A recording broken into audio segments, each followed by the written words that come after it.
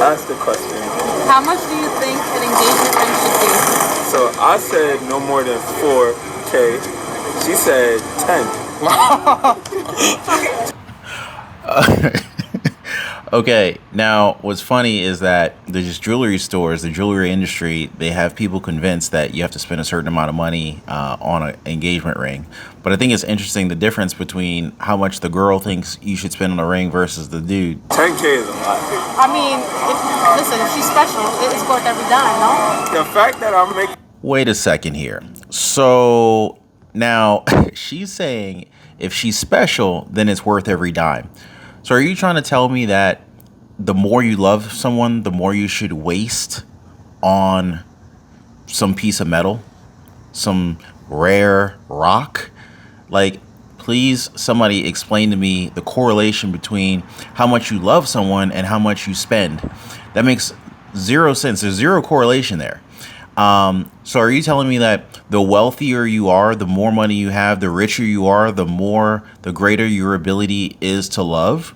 Like, is your ability to love tied to your net worth? Like, that's basically what that would mean based on her argument.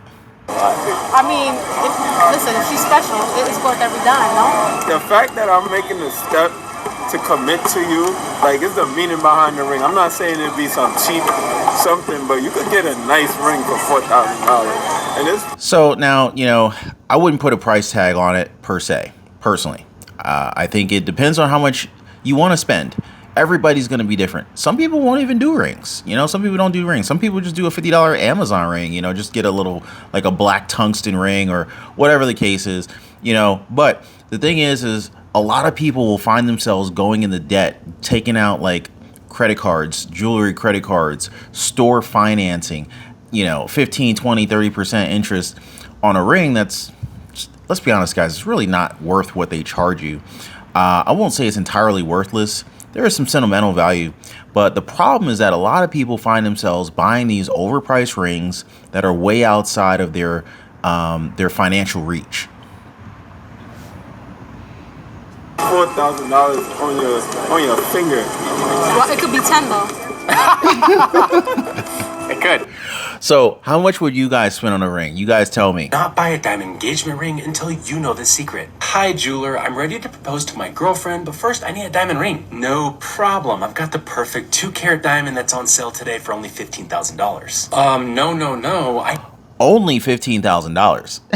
Oh, and by the way, we do have 36 months financing. I need a moissanite ring. Oh, no, you don't want one of those. It's not even a real diamond. Hey, here's every reason moissanites are better than diamonds, and the last reason is the best. Actually, side by side, diamonds and moissanites are virtually indistinguishable by the naked eye. This is true. Then, on the Mohs scale that measures hardness, a diamond is a 10, and a moissanite is between a 9.25 and a 9.5. Yeah, so it's almost the same. How about the sparkle factor? A moissanite is even better than a diamond. Fortunately, this is also true. I left the best part for last. A nice 1.5... So you're telling me that there are certain lab-created diamonds that look almost exactly like a diamond. In fact, virtually identical to a diamond with the naked eye, unless someone actually walks around with one of those like eye, oculars to see like, 100x magnification, which no one does. The diamond actually... or the fake diamond, this moissanite, which I never even heard of until now, apparently actually shines brighter. It looks like the dimensions and the weights are very, very comparable, and they're like a fraction of the price. Moissanite is even better than a diamond. Fortunately, this is also true. I left the best part for last. A nice 1.5 carat diamond will cost you over $10,000. Wow. While the equivalent moissanite 1.5 carat will only cost you $700. Wow. Hey, it's all true, but who taught you this? Sam. He teaches me all the ways to make and... Wow, that is a no-brainer. Like, there's like, are you telling me that instead of spending like $11,000 on a 1 or 2 carat diamond ring, I could spend $600, $700 on a diamond ring and invest the difference into, I don't know, S&P 500, real estate, a business that will actually generate a real return on my investment instead of wasting this money on some ring that I could, that my girl could like freaking lose or damage, destroy, or whatever the case is. That's a no-brainer for me, guys. Well, that was entertaining. I like to go to the sauna and enjoy a little bit of quiet time after I train and kind of collect my thoughts. Sauna is really good for you. Anyway, so I'm in there, and there are people talking. It's a free country, and this guy, he's talking about how he got this motorcycle injury. I didn't know it was a motorcycle injury at first, but he was just talking. I'm not a part of the conversation, but I can't help but overhear it, and I'm sitting right next to them. So the guy's complaining that he can't move his hand and his arm the way he used to, whatever. Apparently got into a motorcycle accident.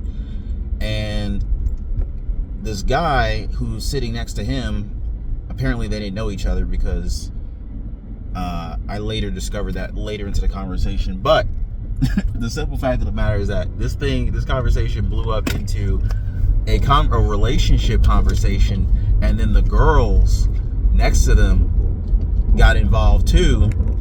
So basically, this guy, he bought this 2024 motorcycle that he ended up getting to an accident riding. I don't know the condition of this bike right now, but he's trying to get out of it. He's trying to sell it. Apparently he spent $12,500 for it, and the guy says, what can you sell it for? He was like, I don't know, but it's not going to be what I paid. So the guy says, just sell it for $5,000 and walk away. The guy is like, well, I need the money so I can buy an engagement ring for my girlfriend. So this conversation continues to go on and on and on. So the guy, who apparently doesn't know the other guy who got into the wreck, he's like, well, if I were, number one, you're already engaging in some high risk activity, so you can't be too surprised that you got into this accident.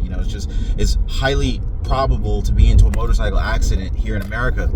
He's like, where I'm from, I think the guy's from like Austria or something like that.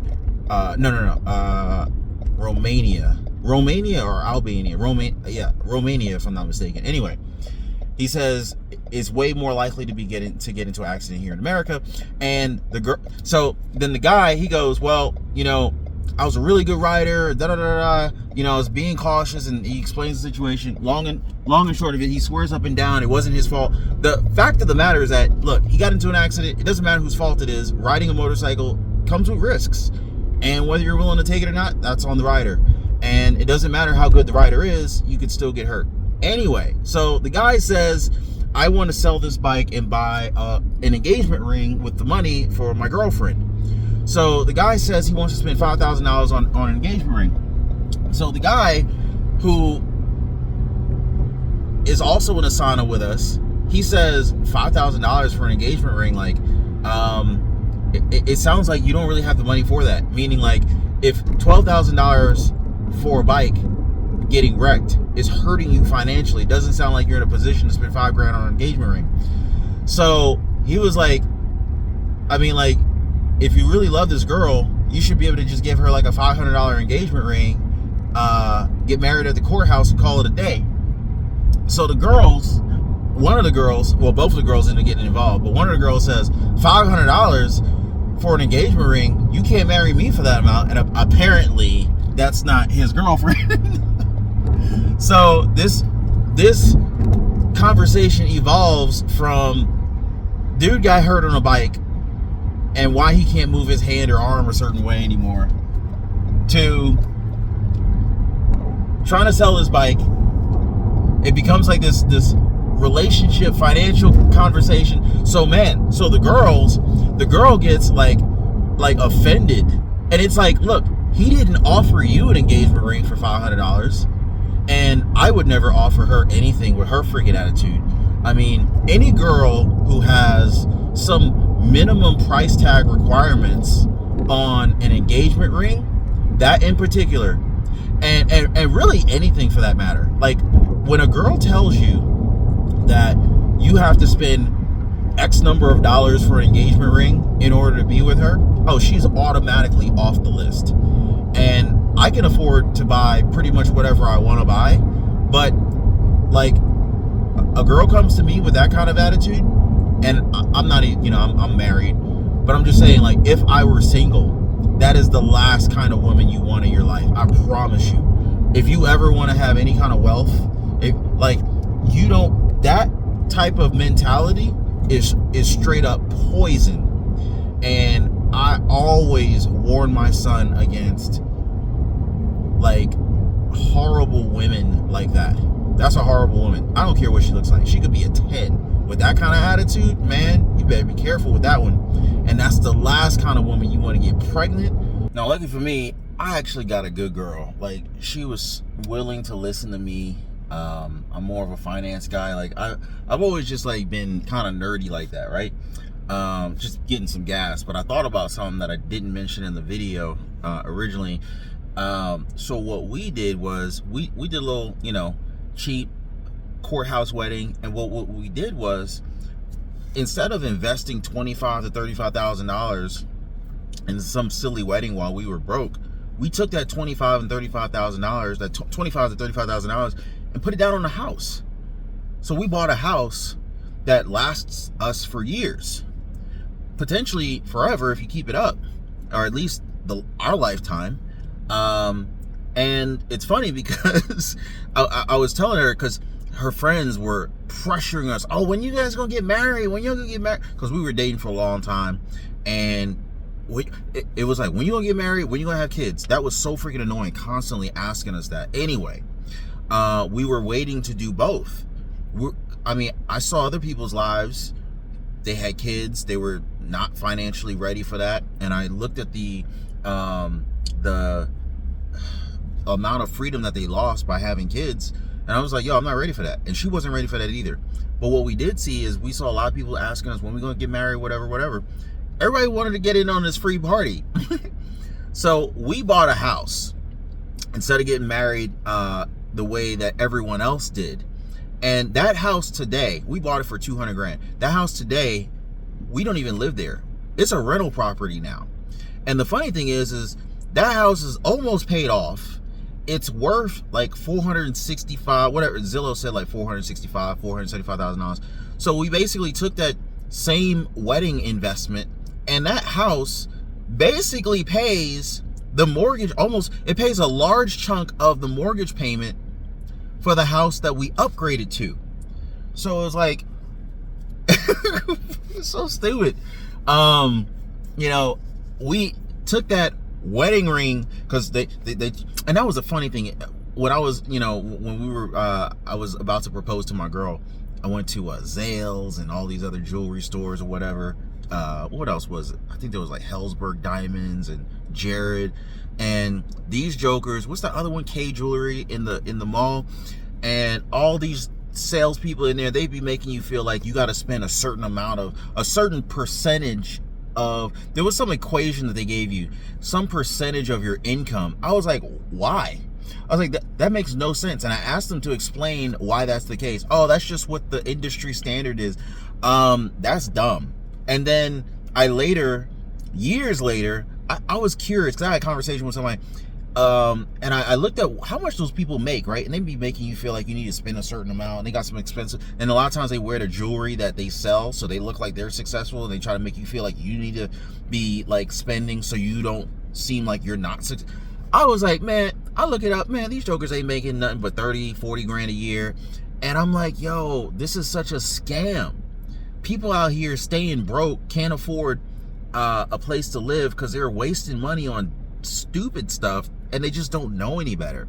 They get brainwashed by society and peer pressure to make stupid investments or stupid purchases, really. So instead of having a one-day $30,000 party for my friends, we selfishly didn't have a major wedding or anything like that. We got married at the courthouse, took that money, invested it into a down payment on a house, stayed in that house for 12 years, paid that mortgage down substantially, watched the asset value of the home appreciate over time. Then we moved out of it to a house that's, some people would say it's a waste, but it was what we decided to waste our money on, right? We bought a new house. The new house is like, 3 times the size of the old one, but it has all the amenities and stuff that we wanted. We're homebodies. Pool, theater, wine cellar, all sorts of rooms that we don't even use, but it's okay. That's what we wanted. That's what we saw value in. But that house that we bought a couple of years ago now is $300,000 more according to Zillow, it's worth $300,000 more than what we originally paid for it. So both investments have panned out pretty freaking well. You got to have a place to live, and you know, it's kind of cool to really love where you live. So this is why I just will. There's so many reasons why I would never spend a lot of money on a freaking ring.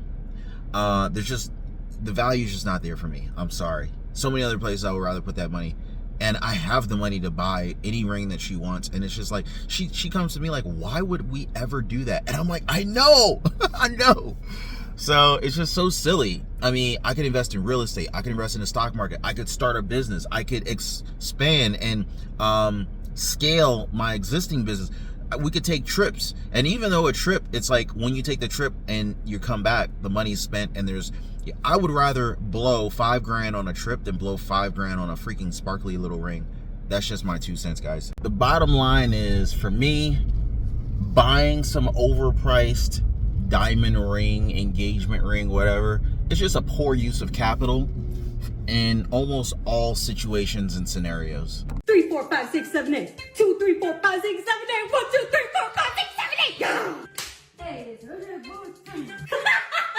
8. Anyway, so again, so the guy, he goes like, you know, what did he say? So basically, all right, $12,500 is what he paid for this 2024 bike. He wants to sell it.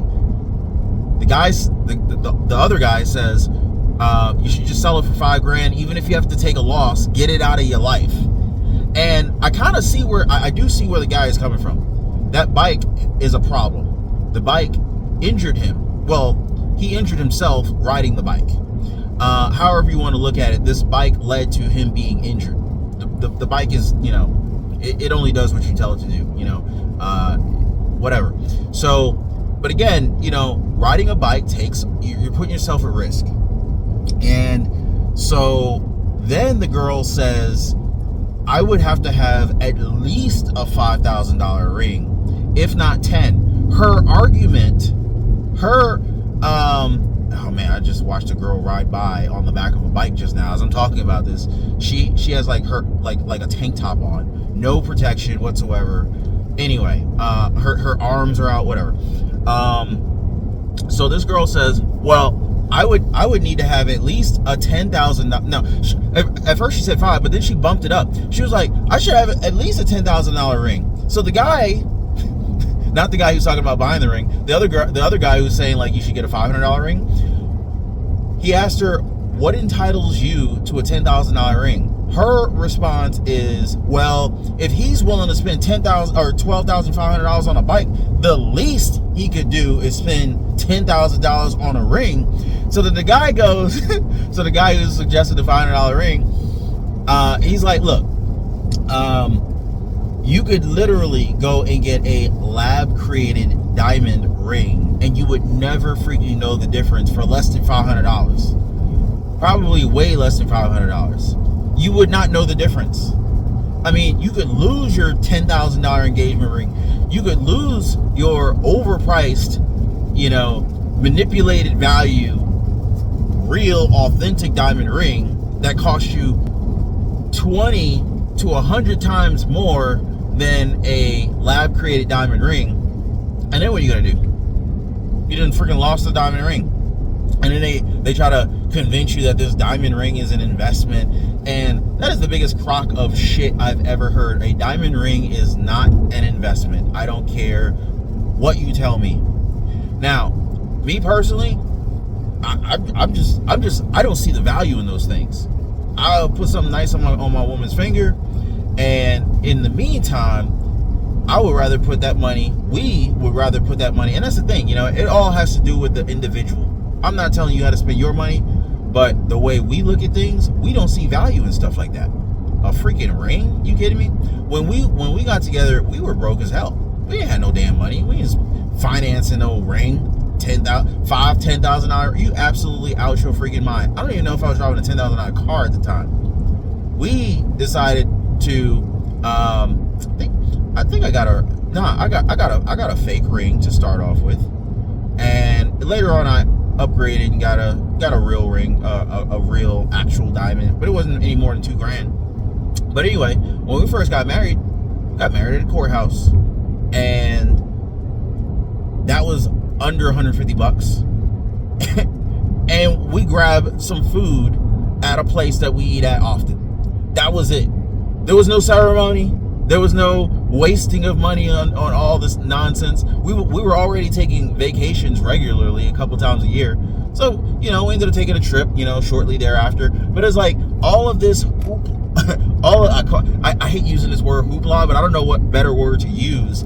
This silliness, it is literally just a waste of money. Now, again, if you balling out of control, whatever, you could afford to do that, cool. But we were not, and we were just willing to admit it. We had friends that were broke as hell. They literally borrowed money from their parents, and their parents financed their weddings. I'm talking about to the tune, and it's like 20 years ago. I'm talking about $25,000 to $35,000 weddings when they didn't even have a home to live in. They were living in their parents' basement. So they spent $25,000, $30,000, $35,000 on these weddings, only to come back home after this one-day event, which is nothing more than some big party for all your friends. Is one of the biggest ripoffs in American culture. But basically, these folks ended up after the day, and the crazy thing is let any one thing go wrong and your whole day is ruined. You wasted 25 to 35 grand.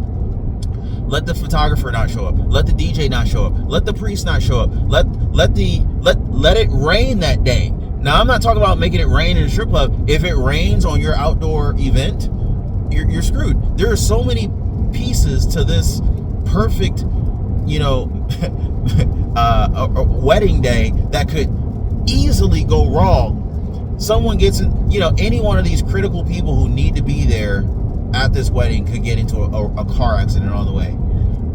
Wake up with COVID the 2 days before. Anything can happen. One situation, I was actually watching Lincoln Lawyer, which by the way is an amazing series. I love that series. One situation I heard was the wedding hall double booked the hall on the day that it was supposed to be available for the wedding. Man, there's so many things that go wrong, but I'm just blown away by some of these overly entitled women. It is absolutely disgusting, and I feel bad for the men who don't know to look out for women like this. Like, the level of materialism for some of these women is absolutely ridiculous. And I feel like the quality of women today just keeps getting worse and worse. The level of entitlement is like, what are you bringing to the table? You don't even make no damn money yourself. You know what I'm saying? Like, it just literally just irks me to no end to know that these people exist with these ridiculous demands, and then most of them wonder why they're single. They wonder why they're freaking single. So anyway, if you guys haven't already, hit the like button, share this video with somebody who needs to hear this, and let me know your thoughts, guys. Subscribe to the channel, check out my Patreon. I'll see y'all next time.